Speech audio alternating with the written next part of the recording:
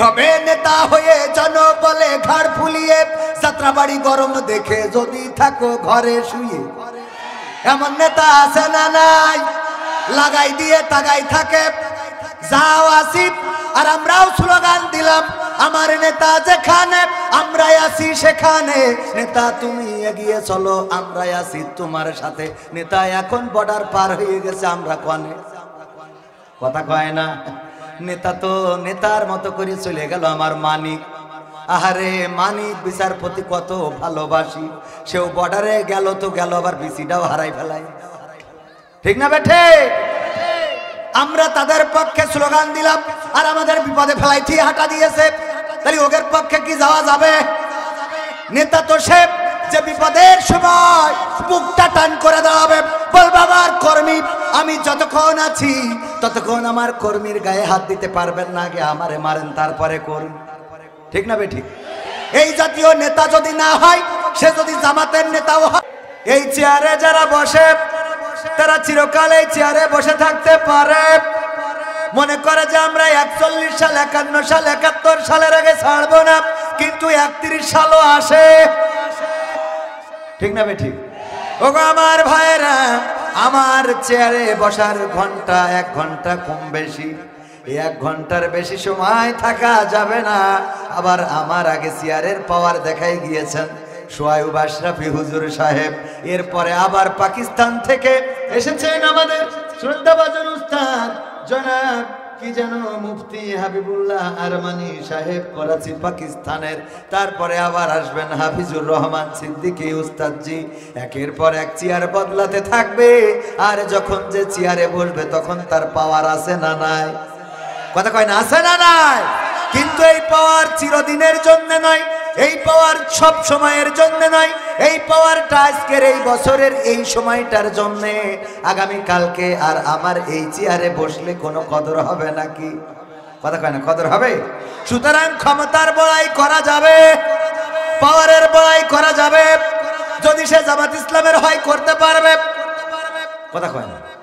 চরমনার হইলে হেফাজতের হইলে আওয়ামী লীগের বিএনপির কোন দলের এই ক্ষমতা চিরস্থায়ী না।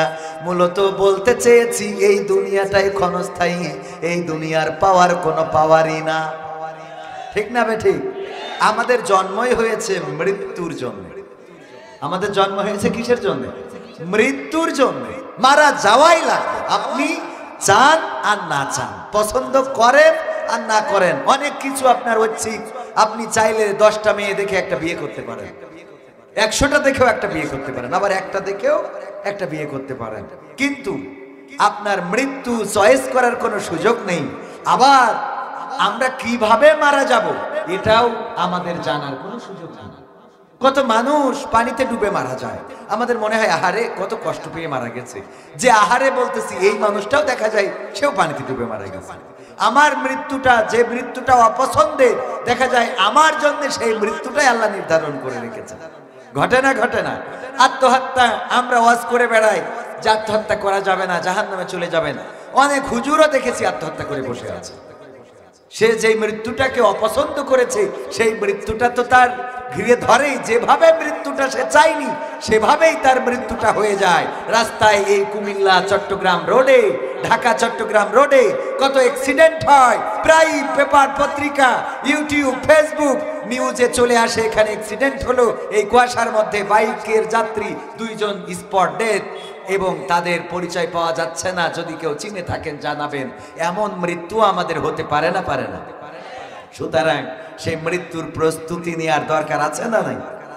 চোখের পলকে তুমি হতে পারো লাশ, চিরতরে বন্ধ হবে তোমারই নিঃশ্বাস, হবে আলাম তোমারই নাম মসজিদের মাইকে, হবে আলাম তোমারই নাম মসজিদের মাইকে। বাড়িওয়ালা নাই রে বাড়ি নাই রে দুনিয়াতে, বাড়িওয়ালা নাই রে বাড়ি নাই রে দুনিয়াতে, বাড়িওয়ালা নাই রে বাড়ি নাই রে দুনিয়াতে, বাড়িওয়ালা নাই রে বাড়ি নাই রে দুনিয়াতে। গানটা লিখেছিলেন জনাব মরহুম আব্দুল কাদির হাওলাদার সাহেব রাহিমাহুল্লাহ, নাম শুনেছেন আপনারা? যেই গীতিকার এই গান লিখেছেন, চোখের পলকে তুমি হতে পারো লাশ, তোমার কবরেতে বাস হবে, তোমার মাইকে অ্যালার্ম হবে, তোমার বাড়িতে খাটিয়া আসবে, কাফন আসবে, দাফন করা হবে। এই মানুষটাও এক সপ্তাহ হয় না এখনো এই পৃথিবী ছেড়ে চলে গিয়েছে। উনি বাড়ি ছেড়ে বাড়িওয়ালা, এখন চলে যেতে হয়েছে। আল্লাহ কবরটারে জান্নাতের বাগান বানান, বলেন আমিন।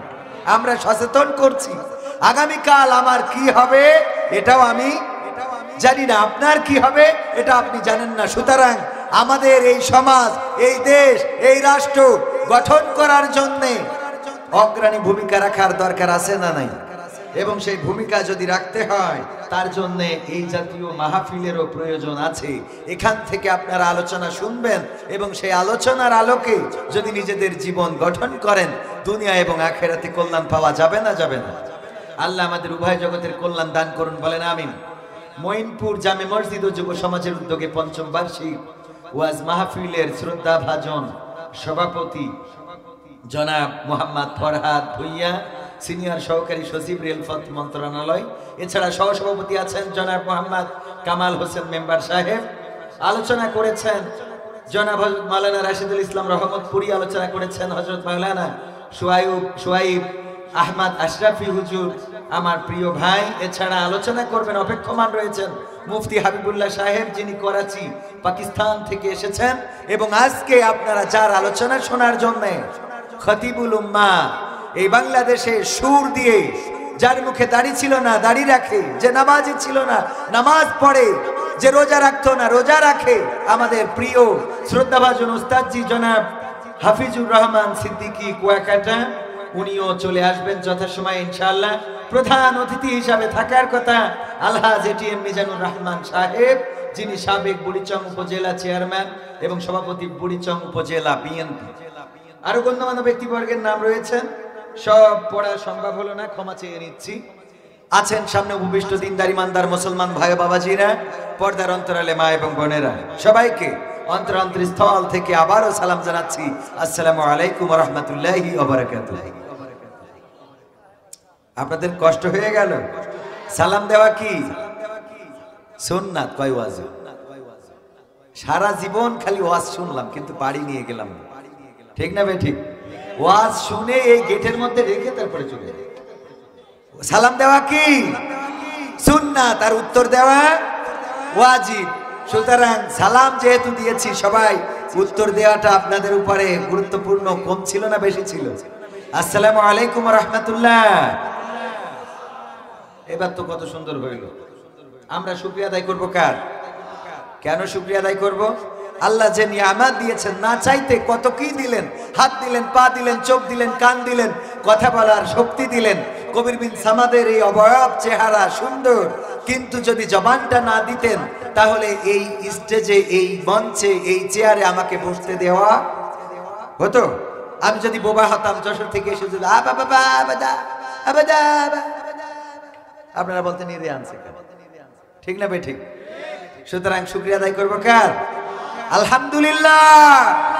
বোবা লোকে চলতে পারে বলতে পারে না, পঙ্গু লোকে বলতে পারে চলতে পারে না, কানা লোকে শুনতে পারে দেখতে পারে না, কালা লোকে দেখতে পারে শুনতে পারে না। তুমি যদি তাদের চেয়ে একটু ভালো থাকো, তবে কেন শুকরিয়াটা আদায় করো না? তবে কেন শুকরিয়াটা আদায় করো না? তবে কেন শুকরিয়াটা আদায় করো না? চোখ দুটো দিল দেখতে তোমার, শুনতে দিল কান, জিহ্বা দিল স্বাদ নিতে আর নাকে সুঘ্রাণ, ঠিক না ভাই? ঠিক। চোখ দুটো দিল দেখতে তোমার, শুনতে দিল কান, জিহ্বা দিল স্বাদ নিতে আর নাকে সুঘ্রাণ। এবার তুমি ভেবে দেখো না, এবার তুমি ভেবে দেখো না, কতটা সুখে তাপ। তবে কেন শুকরিয়াটা আদায় করো না? তবে কেন শুকরিয়াটা আদায় করো না? তবে কেন শুকরিয়াটা আদায় করো না? তবে কেন শুকরিয়াটা আদায় করো না? হাত দুটো দিল ধরতে তোমার যখন যেটা চাও, সেথাই সেথাই যাওয়ার জন্য দিলেন দুটি পাও। হাত দুটো দিল ধরতে তোমার যখন যেটা চাও, যেথাই সেথাই যাওয়ার জন্য দিলেন দুটি পাও। হৃদয়ে দিলেন প্রেম মমতা, হৃদয়ে দিলেন প্রেম মমতা, কেন যে বোঝো না? তবে কেন শুকরিয়াটা আদায় করো না? তবে কেন শুকরিয়াটা আদায় করো না? তবে কেন শুকরিয়াটা আদায় করো না? তবে কেন শুকরিয়াটা আদায় করো না? সুখের সমাজ গড়তে দিলেন আল কোরআনের বাণী, পথের দিশাই দিয়েছেন রাসূল আমরা সবাই জানি। সুখের সমাজ গড়তে দিলেন আল কোরআনের বাণী, পথের দিশাই দিয়েছেন রাসূল আমরা সবাই জানি। শ্রেষ্ঠ নবীর উম্মত মোরা, শ্রেষ্ঠ নবীর উম্মত তোমরা, কদর বোঝো না? তবে কেন শুকরিয়াটা আদায় করো না? তবে কেন শুকরিয়াটা আদায় করো না? তবে কেন শুকরিয়াটা আদায় করো না? তবে কেন শুকরিয়াটা আদায় করো না? বলেন আলহামদুলিল্লাহ। সব কথা চলে আসছে না? যদি জিহ্বায় স্বাদ না দিত, জিহ্বাটার উপরে আমরা যদি মরিচ রাখি ঝাল লাগে, যদি লবণ রাখি নুনতা লাগে, যদি চিনি রাখি মিষ্টি লাগে, জিহ্বার এই স্বাদ না থাকলে কুমিল্লার রসমালাইয়ের কোনো দাম ছিল না। ঠিক না বেঠে? জিহ্বার স্বাদ আছে বলে কুমিল্লার রসমালাই সারা দেশে শুধু নয় বিদেশেও সমাদৃত। জিহ্বার স্বাদ আছে বলে বগুড়ার দই ভালো লাগে, জিহ্বার স্বাদ আছে বলে যশোরের খেজুরের গুড় ভালো লাগে, জিহ্বার স্বাদ আছে বলে কুষ্টিয়ার তিলে খাজা ভালো লাগে, জিহ্বায় স্বাদ আছে বলে নাটোরের কাঁচাগোল্লা ভালো লাগে। আর জিহ্বায় যদি স্বাদ না থাকতো, আপনার রসমালাই খাইলে যেমন লাগতো, আপনার ওই যে তিলে খাজা খাইলে যেমন লাগতো, যশোরের গুড় খাইলে যেমন লাগতো, পায়খানা ঘর থেকে পায়খানা তুলে খাইলেও তেমন লাগতো। ঠিক না বেঠে? এই জিহ্বার স্বাদ আছে বলেই এত কিছু দামি হয়েছে। কুমিল্লার রসমালাই সবাই পছন্দ করে, সবার কাছে প্রিয়। আমরাও যখন আসি মনে করি খাঁটি কোনটা, যেটা অখাঁটি এইটাই তো ভালো লাগে। খাঁটি পাইলে কি হতো? খাঁটি পাইলে তো নিয়ে যাওয়া না, ডাইরেক্ট কুমিল্লা এসে বাড়ি করতাম। খাঁটি খুব বেশি এখন পাওয়া যায় না, যায় ভেজালের ভিড়ে পাওয়া যায় না। তারপরেও আলহামদুলিল্লাহ জিহ্বার স্বাদ আছে বলে আমরা এটার স্বাদ পাই। শুকরিয়া আদায় করবো কার? তাইলে বলেন আলহামদুলিল্লাহ। আপেল খায়, আঙ্গুর খায়, কমলা লেবু খায়, পেয়ারা খায়, এক একটা জিনিসের এক একটা স্বাদ। জিহ্বা আছে তাই। চোখ আছে বলে দেখি আপনার বিবি কত সুন্দরী। যুবকদের প্রেমিকা আছে না নাই? হ্যাঁ আছে। মানে কি? যদি বলে নাই তাইলে মিথ্যা বলবে, যদি বলে নাই তাহলে মিথ্যা বলবে। প্রেমিকারে যে দেখো, এটাও আল্লাহ চোখ দিয়েছেন তাই। চোখ না দিলে কুমিল্লার ওই চৌরাস্তায় দাঁড়াইতে ঠিক না বে? ঠিক। ভিক্ষে করে খাওয়া ছাড়া তোমার প্রেমিকার মুখ দেখা হইতো না। এজন্য শুকরিয়া আদায় করবো কার? আবার বলেন আলহামদুলিল্লাহ। কি হবে বেঁচে থেকে? যেহেতু হাফিজুর রহমান সিদ্দিকী হুজুর আমাদের কওমি অঙ্গনের আলেম, আমার প্রিয় শিল্পী ছিলেন আইনুদ্দিন আল আজাদ রাহিমাহুল্লাহ, ইন্তেকাল করেছেন। আল্লাহ কবরটারে জান্নাতের বাগান বানান, বলেন আমিন। তো ওনার লেখায় সঙ্গীতটা সময় উপযোগী, শোনাবো? কি হবে বেঁচে থেকে অযথা বিদ্যা শিখে, যদি না গড়তে পারি শোষণবিহীন সমাজটাকে? কি হবে বেঁচে থেকে? কি হবে ছাত্র সেজে চুমু খেয়ে সনদ খানা, যদি হয় বিদ্যালয়টা পরিমণিদের আড্ডাখানা? কি হবে ছাত্র সেজে চুমু খেয়ে সনদ খানা, যদি হয় বিদ্যালয়টা নায়িকাদের আড্ডাখানা? এর চেয়ে মরাই ভালো, দেশ ছেড়ে যাওয়াই ভালো। এর চেয়ে মরাই ভালো, দেশ ছেড়ে যাওয়াই ভালো। কি হবে ধোঁকা দিয়ে বিবেকটাকে? কি হবে ধোঁকা দিয়ে বিবেকটাকে? কি হবে বেঁচে থেকে অযথা বিদ্যা শিখে, যদি না গড়তে পারি শোষণবিহীন সমাজটাকে?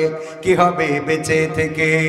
কি হবে যুবক নামের বোঝা হয়ে এই ধরাতে, যেখানে মা বোনেরা ধর্ষিতা হয় দিনে রাতে?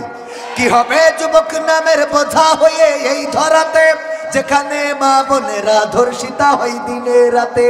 যৌবনের সার্থকতা ঘুচিবে সকল ব্যথা, যৌবনের সার্থকতা ঘুচিবে সকল ব্যথা।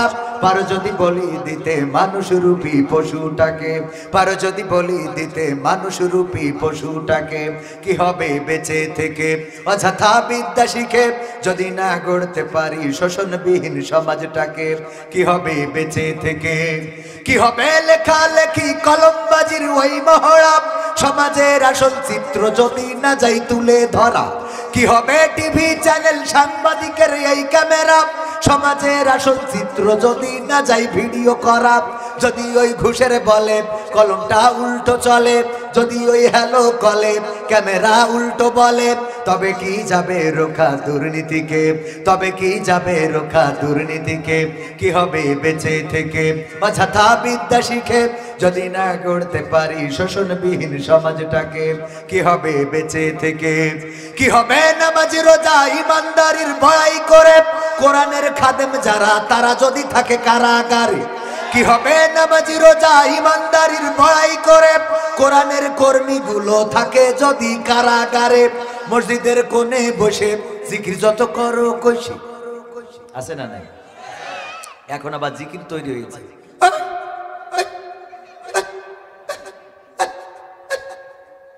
এই দেখেছেন না আপনারা এইগুলো কি জিকির, কি বলে আল্লাহ সে বলে এর জিকির হইল, আল্লাহ হেদায়েত নসিব করুন, বলেন আমিন। কি হবে নামাজি রোজা ইমানদারির বড়াই করে কোরআনের কর্মীগুলো থাকে যদি কারাগারে। মসজিদের কোণে বসে জিকির যত করো কষে, মসজিদের কোণে বসে তাসবিহ যত টানো ঠেসে, এভাবে যাই না পাওয়া আল্লাহকে, ঠিক না বেঠে? এভাবে যায় না পাওয়া আল্লাহকে, কি হবে বেঁচে থেকে অযথা বিদ্যা শিখে যদি না গড়তে পারি শোষণবিহীন সমাজটাকে, কি হবে বেঁচে থেকে। কি হবে আলেম হয়ে ইমাম সেজে মসজিদেতে পারো যদি সত্য কথা উচ্চ স্বরে না বলিতে, কি হবে আলেম হয়ে ইমাম সেজে মসজিদেতে পারো যদি সত্য কথা উচ্চ স্বরে না বলিতে। চাকরির ভাই করো যদি ছেড়ে দাও ইমামতি, চাকরির ভাই করো যদি ছেড়ে দাও ইমামতি, কি হবে ধোঁকা দিয়ে আল্লাহকে। ওগো আমার ভাইরা, এখানে একটু কথা আছে না বললে হবে না। অনেক ইমাম আছে হক কথা বলে না, আবার অনেক মসজিদ আছে যে মসজিদে হক কথা চলে না, ঠিক না বেঠে? হক কথা বলে না এক শ্রেণী আছে, আর এক শ্রেণী আছে হক কথা সেখানে চলতে দেয় না। আমার এলাকায় এক মসজিদের ইমাম আপনাদের কুমিল্লা থেকে গিয়েছে, যশোরে ইমামতি নিয়েছে, ইমামতি করছেন। বলল হুজুর আপনার তেলাওয়াত ভালো, আলোচনাও ভালো, চালিয়ে যান। প্রথম জুম্মায় হুজুর আলোচনা করলেন সুদ নিয়ে। দেখো সুদ খাওয়া হারাম, আল্লাহ সুদকে করেছে হারাম, ব্যবসাকে করেছে হালাল, সুতরাং আজকে থেকে সুদ খাবেন না, সুদ দেবেন না। যারা সুদ খায়, সুদ নেয়, সুদ দেয়, আর সুদের সাক্ষী যারা, এরা সবাই আল্লাহর রাসূলের লানত। শুধু তাই নয়, এদের ছোট গুনাহ হলো মায়ের সাথে জেনা করা, বলেন নাউযুবিল্লাহ, আর বড় গুনাহ হলো তারা আল্লাহর সাথে যুদ্ধের ঘোষণা করে। নাউযুবিল্লাহ বলবেন না? আল্লাহর সাথে যুদ্ধ করার ক্ষমতা কি কারো আছে? যুদ্ধ করতে গিয়েছিল নমরুদ, বলল গো ইব্রাহিম তোমার আল্লাহর বাহিনী কোথায়, তোমার আল্লাহর সৈন্যরা কোথায়? ইব্রাহিম আলাইহিস সালাম বললেন অপেক্ষা করো, আল্লাহর বাহিনী আসবে। যখন মশার বাহিনী চলে আসলো, বলল এই মশা দিয়ে আমার সাথে লড়াই করবে। মানে অট্ট হাসি, হারামির হাসি আছে না, হারামির হাসি। কার হাসি? আল্লাহ রাব্বুল আলামিন মশা দিয়ে পতন শুধু করানি নাই, বরং নমরুদের শুধুমাত্র ন্যাংড়া, খুড়া এক চোখ, কানা এক পা, খুড়া এক ডেক নাই ডিস্টার্ব, এইটারে দিয়ে যে ভালো মেরেছে না মারে নাই, কথা কয় না, মেরেছে না মারে নাই, আল্লাহর সাথে যুদ্ধ করার শামিল। সুতরাং আপনারা কেউ সুদ খাবেন না, সুদ নেবেন না, সুদ দেবেন না, সুদের সাক্ষী হবেন না। এই ওয়াজ করার পরে সভাপতি বলছে হুজুর আপনি ইমামতি করেন কুমিল্লাতে এসে, যশোরে ভালো কথা, আপনি তো আমার ভালো করে চেনেন না জানেন না, আমি যে সুদ খাই আপনার বলেছে কিনা সেটা কোয়া। সভাপতি কয় আমি যে সুদ খাই। কে আপনারে জানাইছে? নিশ্চয় ওই দলের লোক বলেছে। আমার নিওয়াজ করতে কয় না, বিশ্বাস করেন কসম খোদার, কসম আল্লাহর, আমি কিছুই জানি না। আমি শুধুমাত্র কোরআন থেকে বয়ান করার চেষ্টা করেছি। এই সুদ হারাম, এর বিরুদ্ধে কথা বলা দরকার, আর তার জন্য তাগিদ দিয়েছেন আল্লাহ রাব্বুল আলামিন এবং তার নবী সাল্লাল্লাহু আলাইহি ওয়াসাল্লাম। এই জন্য বলেছি। বললো দেখেন, আপনি, আমি মানতাম যে আপনি আমার ব্যাপারে জানেন না, কিন্তু যতবার আপনি সুদ খাওয়ার কথা বলেছেন যে সুদ যেন না খায়, ততবার আমার দিকে তাকাইছেন। মানে সমস্যা হলো তাকানোতে। হুজুর যদি এমন ইমামতি করেন, এমন ওয়াজ বয়ান করেন, আমি সভাপতি আপনার কিন্তু এই মসজিদে ইমামতিতে রাখবো না। পরের সপ্তাহে হুজুর চিন্তা করলাম, কুমিল্লা থেকে এসেছি, আরে কি করা যায়। পরের সপ্তাহে বলল সুদের ওয়াজ আর করবো না, ঘুষের ওয়াজ করবো। বলতেছে বাবারা, ঘুষ খাবেন না, ঘুষ নেবেন না, ঘুষ দেবেন না, আল্লাহর লানত, পরকালে জাহান্নামে যাবেন। বলার পরে সেক্রেটারি, উনি আবার এক স্কুলের ম্যানেজিং কমিটির সভাপতি। এরাই তো হয়, ঠিক না বেঠিক? চাকরিতে নিয়োগ দেওয়ার সময় বাণিজ্য করেছিল। সেক্রেটারি নামাজ শেষে হুজুরে ডেকে কয়, হুজুর আমি যে শিক্ষক নিয়োগের সময় 8 লাখ টাকা নিয়েছি তা কিটা কইছি? এ তো বেকায়দা অবস্থা। বাবা আমার কে বলবে না, নিশ্চয় বিরোধী দল বলেছে। বিরোধী দল বলেছে, তা না হইলে আপনি জানলেন কি করে? আপনি কি করে শুনলেন, কি করে জানলেন? আমি যা ঘুষ খাই, কয় দেখেন আমি, আপনি ঘুষ খান এটা দেখে বলি নাই, এটা শুনেও বলি নাই। কোরআন হাদিসে যা পেয়েছি সেটাই বলার চেষ্টা করেছি। হুজুর কাটি করবেন না, কাটি করবেন না, তাহলে আপনার কাটি খুলে দেবো, ইমামতি কিন্তু এখানে চলবে না। পরের সপ্তাহে চিন্তা করলো ঘুষও বাদ, সুদও বাদ। এবার পরকীয়া নিয়ে একটু সমাজের ব্যাধি। এখন পরকীয়া আছে না নাই? আছে। মানে কি? কুমিল্লার একজন, কুমিল্লার মানুষ এমনিতেই চালাক, বুদ্ধি বেশি। কুমিল্লার মানুষের এত বুদ্ধি ছোটবেলা থেকে। আমি বলি কুমিল্লা 30 বছর অন্য জেলার থেকে এগিয়ে আছে, বলেন সুবহানাল্লাহ। আমি মালয়েশিয়া থেকে আসলাম, আসার পরে কুমিল্লা শহরে এসে যে মার্কেট দেখলাম, মালয়েশিয়ায় যে মার্কেট দেখেছি কুমিল্লায় সেই মার্কেট আছে। আর আমাদের দেশ থেকে মালয়েশিয়া আগায় না পিছায়? আমাদের থেকে আগায়। সুতরাং আমাদের থেকে মালয়েশিয়া আগায়, আর অন্য জেলা থেকে কুমিল্লা আগায়। সুবহানাল্লাহ, বুদ্ধি একটু বেশি। এই জন্য বিয়ে করার পরে বউ কেমন টেস্ট করার জন্য আর একটা ইমো আইডি খুলে বউরে মেসেজ দিয়েছে, তোমারে ভালো লাগে লাগে রে। মনে আছে আপনাদের? আছে। মানে কি? তোমার সাথে ভালো করে ভাব জমাইছে, প্রেম করেছে। দুই আইডি থেকে একজন ব্যক্তি বউয়ের সাথে যোগাযোগ করে, আর ইনিও কুমিল্লার মাল, ও দুইটার সাথে ব্যালেন্স ঠিক রেখেছে। বলেন সুবহানাল্লাহ। কয় সুবহানাল্লাহ, কত বড় শয়তান! আরে এখানে নাউজুবিল্লাহ হবে। ওয়াজ শুনতে শুনতে হুঁশ হারাই ফেললি হবে না। দুই জায়গায় ব্যালেন্স ঠিক করে রেখেছে। ওই প্রেমিক বলেছে আমি বিদেশে থাকি, দেশে আসবো, তোমার সাথে দেখা করব। কোথায় দেখা করবো? অমুক পার্কে আইসো, দেখা হবে। পার্কে এসেছে, আসার পরে কই তুমি? এই আমি, সামনে দাঁড়াই গেছে। এই তুমি, সেই তুমি, সেই তুমি নও। কে? কুমিল্লার লোকের বুদ্ধি আছে না নাই? এই জন্য মাঝে মাঝে বউকে টেস্ট করার জন্য ফেসবুকে রং নাম্বার থেকে, ফেক আইডি থেকে মেসেজ দেওয়ার দরকার আছে না নাই? মেসেজ দিয়ে দেখবেন তোমারে ভালো লাগে, তোমার স্বামী তো ভালো না, দেখি কি বলে। যদি বলে আসলে সে আমার কুপানের পরে রাখে, তাইলে বলবেন বউ আর এক জায়গায়। হ্যাঁ, মনে থাকবে ইনশাআল্লাহ। যাই হোক, আলোচনায় আসি। পরকীয়া এখন সামাজিক ব্যাধিতে রূপ নিয়েছে। এই পরকীয়া ভারতে রাষ্ট্রীয়ভাবে স্বীকৃতি দিতে চায়। আর আমার দাদার দেশ, ওরা তো আমাদের দেশ থেকে অনেক কিছু নিয়ে গেছে। যুদ্ধের সময় নিল, যুদ্ধের পরেও নিল, আবার 24 সালে এসেও নিল। কিন্তু আমাদের দেশ থেকে সিরিয়াল নিল নারী। ঠিক না বেঠে? আমরা কই সব দেই, এইটা নিয়ে যা, কিন্তু এইটা নেয় না। সব নিয়ে গেল একে একে। আমাদের প্রধানমন্ত্রী দেশের উন্নয়নে কত ভূমিকা রেখেছে, তারও আমরা চাইলাম, অথচ নিয়ে যাই ওখানে রেখে দিয়েছে। কত বড় শয়তান! অভিভাবক না থাকায় আমাদের বিপদ আছে না নাই? বিপদ, অনেক বিপদ। ঠিক না বেঠে? ওগো আমার ভাইয়ের আলোচনায় আসি, কথা বেশি বলবো না, অল্প সময়। ইমাম সাহেব চিন্তা করলো সব বাদ, আজকে পরকীয়ার ওয়াজ করব। পরকীয়া করা যাবে না, পরের বউকে ডিস্টার্ব করা যাবে না, জ্বালাতন করা যাবে না। এই কথা যখন ওয়াজ করেছে আর বলেছে বাইকের পিছনে করে নিয়ে যাওয়া যাবে না কুমিল্লায় ডাক্তার দেখানোর জন্য। শুধু তাই না গো, ওই যে বিট দেখলেই ব্রেক মারবা ভাবির পিছনে নিয়ে, তাও হবে না। ঠিক আছে তো, ব্রেক মারবা। ক্যাশিয়ার ছিল ইয়াং পোলাপান যুবক, এখনো বিয়ে করে নাই। বন্ধু একটা গিয়েছে মালয়েশিয়ায়, যাওয়ার সময় বলেছে দোস্ত বউডারে তোমার কাছে রেখে গেলাম। ও কয় অসুবিধে নেই, আমি এখনো বিয়ে করিনি, দেখি রাখবা নাকি। ঠিক না বে ঠিক? কিছু পাগল ছাগল আছে বউ বন্ধুর কাছে রেখে যায়, কত বড় শয়তান। বউ রেখে গেলাম, দেখে রেখো দোস্ত, দেখে রাখে। কুমিল্লায় নিয়ে যায়, ওয়াজ করার পরে ক্যাশিয়ার বলছে হুজুর এই দিকে আসেন।